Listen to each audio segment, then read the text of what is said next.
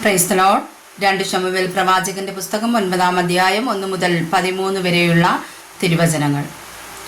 അനന്തരം ദാവീദ്, ഞാൻ യോനാഥാന്റെ നിമിത്തം ദയ കാണിക്കേണ്ടതിന് ശൗലിന്റെ കുടുംബത്തിൽ ആരെങ്കിലും ശേഷിച്ചിരിക്കുന്നുവോ എന്ന് അന്വേഷിച്ചു. എന്നാൽ ശൗലിന്റെ ഗൃഹത്തിൽ സീബ എന്നു പേരുള്ള ഒരു ഭൃത്യനുണ്ടായിരുന്നു. അവനെ ദാവീദിന്റെ അടുക്കൽ വിളിച്ചു വരുത്തി. രാജാവ് അവനോട്, നീ സീബയോ എന്ന് ചോദിച്ചു. അടിയൻ എന്ന അവൻ പറഞ്ഞു, ഞാൻ ദൈവത്തിന്റെ ദയ കാണിക്കേണ്ടതിന് ശൗലിന്റെ കുടുംബത്തിൽ ആരെങ്കിലും ഉണ്ടോ എന്ന് രാജാവ് ചോദിച്ചതിന്, 2 കാലം മുടന്തായിട്ട് യോനാഥാന്റെ ഒരു മകനുണ്ട് എന്ന് സീബ രാജാവിനോട് പറഞ്ഞു. അവൻ എവിടെ എന്ന് രാജാവ് ചോദിച്ചതിന്, ലോദേബാരിൽ അമ്മീയേലിന്റെ മകനായ മാഖീരിന്റെ വീട്ടിലുണ്ട് എന്ന് സീബ രാജാവിനോട് പറഞ്ഞു. അപ്പോൾ ദാവീദ് രാജാവ് ആളയച്ചു. ലോദേബാരിൽ അമ്മീയേലിന്റെ മകനായ മാഖീരിന്റെ വീട്ടിൽ നിന്ന് അവനെ വരുത്തി. ശൗലിന്റെ മകനായ യോനാഥാന്റെ മകൻ മെഫീബോശെത്ത് ദാവീദിന്റെ അടുക്കൽ വന്നു. സാഷ്ടാംഗം വീണ് നമസ്കരിച്ചു. ദാവീദ്, മെഫീബോശെത്തെ എന്ന് വിളിച്ചതിന് അടിയനെന്ന് അവൻ പറഞ്ഞു.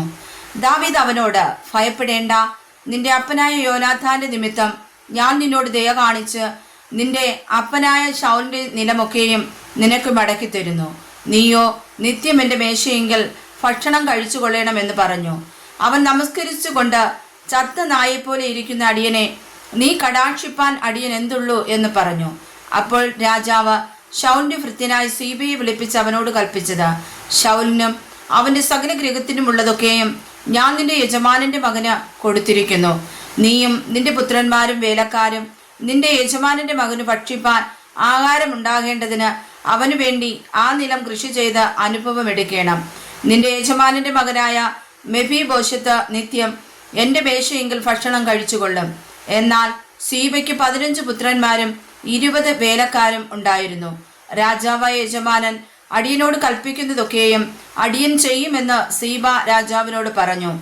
മെഫീബോശെത്തോ രാജകുമാരന്മാരിൽ ഒരുത്തൻ എന്ന പോലെ ദാവീദിന്റെ മേശയെങ്കിൽ ഭക്ഷണം കഴിച്ചു പോന്നു. മെഫീബോശെത്തിന് ഒരു ചെറിയ മകനുണ്ടായിരുന്നു. അവന് മീഖ എന്നു പേർ. സീബയുടെ വീട്ടിലുള്ളവരൊക്കെയും മെഫീബോശെത്തിന് ഭൃത്യന്മാരായി തീർന്നു. ഇങ്ങനെ മെഫീബോശെത്ത് യെരൂശലേമിൽ തന്നെ വസിച്ച് രാജാവിന്റെ മേശയെങ്കിൽ ഭക്ഷണം കഴിച്ചു പോന്നു. അവന് 2 കാലും മുടന്തായിരുന്നു.